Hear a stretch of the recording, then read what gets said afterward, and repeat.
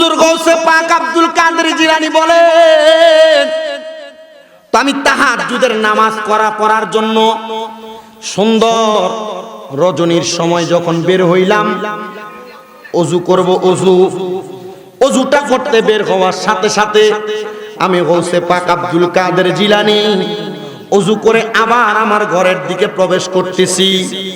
এমন টাইমে আমি তাকে দেখলাম আমার ঘর থেকে কালো রঙের চেহারা, কালো বন্ধের সুরত, কাপড় পরা বের হয়ে চলে যাচ্ছে। আমি প্রশ্ন করলাম, এ ভাই, এত গভীর রজনী আপনি কেন বের হয়ে চলে যাচ্ছেন? কেন আসছিলেন আমি আব্দুল কাদেরের দরবারে? তিনি ডাক দিয়া বললেন, হুজুর, আমার নিয়ত ছিল আমি আব্দুল কাদের জিলানীর কাছে বায়াত গ্রহণ করব। হুজুর, পারি নাই গো, পারি নাই। বলে, কেন পারেন নাই? বলে, আব্দুল কাদের জিলানীরে তো আমি দেখি নাই, ওনার সন্ধান পাই নাই। ওনার ঘরের মধ্যে প্রবেশ করেছি কিন্তু ওনার তালাশ পাই নাই। কিন্তু ওই ব্যক্তি বলেন, আমি আসলে গৌসে পাক আব্দুল কাদের জিলানীর কাছে মুরিদ হইতে আসি নাই, আমি আসছিলাম আব্দুল কাদের জিলানীর ঘরের মধ্যে তার মাল সামান চুরি করার জন্য। হুজুর গৌসে পাক আব্দুল কাদের জিলানীকে তিনি চিনেন না, যেহেতু চিনেন না, গৌসে পাক আব্দুল কাদের জিলানী বলে, আমি তো আব্দুল কাদের, আসো মুরিদ করায়া দেই। এবার ওই ব্যক্তি ডাক দিয়ে বলতেছেন, হুজুর, আমি আজকে দেখা গেলাম, পরে আসবো মুরিদ হওয়ার জন্য। হুজুর আব্দুল কাদের জিলানী বলে, যে তো পরে আসবা, পরে যে তুমি বাঁচবা এটার একটা গ্যারান্টি আমারে দিয়া যাও। যদি গ্যারান্টি দিতে পারো তাহলে আমার দরবার থেকে যাইতে পারবা, যদি গ্যারান্টি না দিতে পারো তাহলে যাইতে পারবা না। বলে, হুজুর ঠিক আছে, মুরিদ করানো ছাড়া বুঝি আপনি আমারে ছাড়বেন না? বলে, না, ছাড়বো না। হুজুর, তাহলে আপনি আমারে মুরিদ করায়া দেন। হুজুর গৌসে পাক আব্দুল কাদের জিলানী বলে, মুরিদ যেহেতু হইতে চাও তাহলে তোমার তো সুন্দর এই জামা কাপড় হবে না, পবিত্র ন পবিত্র তার কোনো গ্যারান্টি নাই।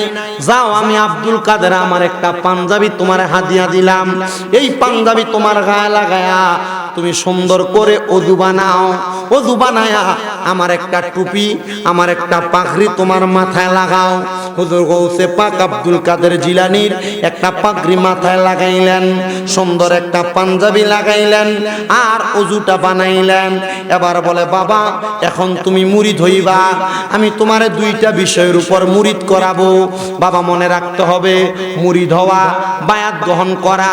বায়াত শব্দের অর্থ হলো প্রতিশ্রুতিবদ্ধ হওয়া, বায়াত শব্দের অর্থ ওয়াদাবদ্ধ হওয়া, বায়াত শব্দের অর্থ হলো আবদ্ধ হওয়া, বায়াত শব্দের অর্থ মিশে যাওয়া।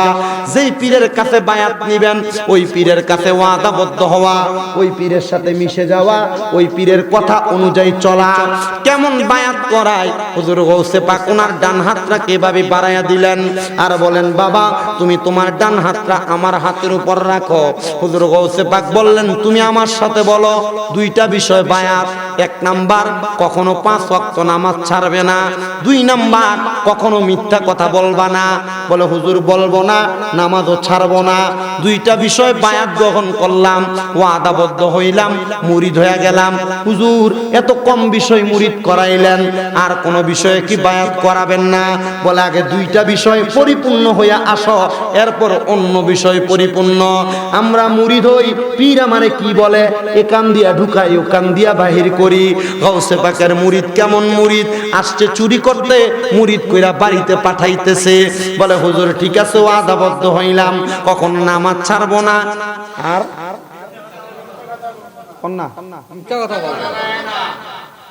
নামাজ ছাড়বো না, মিথ্যা বলবো না। 2 বিষয়ে বায়াত করায়া গৌসে পাক তারে ছুটি দিলেন। চিন্তা করে, একদিন চুরি না করলে সংসারই চলে না। আজকে রাত্রে আর অল্প একটু বাকি, চুরি যদি না করি সংসার চলবো কেমনে? সামনেই যায় দেখতেছে ইরাকের বাদশার বাড়ি। চিন্তা করলো, অন্যদিন ছোট ছোট বাড়িতে চুরি করি, আজকে না হয় ইরাকের বাদশার বাড়িতে ঢুকে দেখি চুরি কইরা ভাগ্য কি আছে। ইরাকের বাদশার বাড়ির সামনে দিয়ে হাইটা যায়। বাদশার বাড়িতে দারোয়ান আছে না নাই? আছে। দারোয়ান নাকটাই না ঘুমায়। যখন সামনে দিয়ে ওই যায়, দারোয়ান চোখ তুইলা ওনার দিকে একবার তাকায়া আবার চোখ বন্ধ করছে। উনি ডাক দিয়ে জিজ্ঞাসা করে, এই তোমার বাসা রাখছে কেন? বলে বাড়ি পাহারা দিতে। বলে তো পাহারা দাও না কেন? আমি ঢুকে যাচ্ছি, বাধা দিলা না? বলে আপনাকে বাধা দিয়ে কি করবো? বলে আমি চুরি করতে যাচ্ছি। বলে না, এত সুন্দর লেবাস, পাঞ্জাবি, পাগড়ি, এই লোক চুরি করতে যাইতে পারে না। আপনি আমার সাথে মজা করতেছেন, আপনি হয়তো বাচ্চার কোনো শুভাকাঙ্ক্ষী বন্ধু হবেন, এই জন্য আপনি বাচ্চার সাথে সাক্ষাতে যাচ্ছেন, মুলাকাতে যাচ্ছেন, আপনি চুরি করবেন না, যান। চিন্তা করলো, তার মানে বোঝা যায় পাঞ্জাবি আর পাগড়ি লাগানোতে, পাঞ্জাবি আর পাগড়িটি কার জানি? পাঞ্জাবি আর পাগড়ি কার? কারণ এইটা ফরাইয়া গাউসে পাক মুরিদ করাইছিল। সে পাঞ্জাবি আর পাগড়ি লাগানোর কারণে মোটামুটি সুরতে চুরি করলো মানুষ বোঝে না। দেখবেন কসুয়া, এনায়েতপুর, হাজীগঞ্জ, চাঁদপুর এলাকা সহ বাংলাদেশের বিভিন্ন জায়গায় এমন দাড়ি, পাঞ্জাবি, পাগড়ি লাগায়া মানুষের সম্পদ চুরি করে এমন চোর বাংলা সমাজে বহু জায়গায় লেবাস লাগায়া চুরি করে, আছে না নাই? পাঞ্জাবি ঠিক আছে, পাগড়ি ঠিক আছে, মসজিদ কমিটির সভাপতি খায় সুদ। পাঞ্জাবি ঠিক আছে, পাগড়ি ঠিক আছে, দাড়ি ঠিক আছে, এলাকার সর্দার 500 টাকা খাইয়া বিচার ঘুরে দেয়। এমন সুর মার্কা সর্দারও এলাকায় আছে না নাই? লেবাস সুন্দর, ওই কো গেছে গা উঠতে, তোমার কইছি কইতে চেহারা দেখলে তো বোঝা যায় কোনটা কেমন।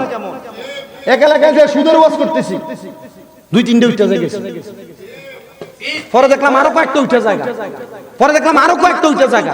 মাহফিল শেষ করে দিয়ে কইলাম সবাই এমনি বইয়ে রইল, সুদের ওয়াজটা ধরনে এতলা লোক কেন উঠতে গেল? এত সুন্দর পাঞ্জাবি আর টুপি লাগেন না? ও হুজুর, যে ওয়াজ করছেন তার গায়ে পড়ছে। আপনারা বলেন, সমাজে দোকানে বসে বসে চা দোকানে লম্বা লম্বা কথা বলে, আর মাসে মাসে সপ্তাহে সপ্তাহে সুদের টাকা খায়, এমন সুদখোর এনায়েতপুর সহ বাংলাদেশে আছে না? আল্লাহু আকবার। অভাব নাই সোনার বাংলাদেশে। আবার এখন বেড়া মানুষরা সুদের টাকা খায় না, বাড়ি বাড়ি বেরিয়েতে সুদের টাকা লাগায়। কি কথা কন না কা? এবার কাছে যদি ক কাকা ইয়া 10,000 টাকা দেন না একটা সপ্তাহ পরে, আরে আমার কাছে তো নাই, তো শাশির কাছে যে ক তার বইনে দিছিল কটা টিয়া চাইলে দিবার লাগি। কথা কন না কা?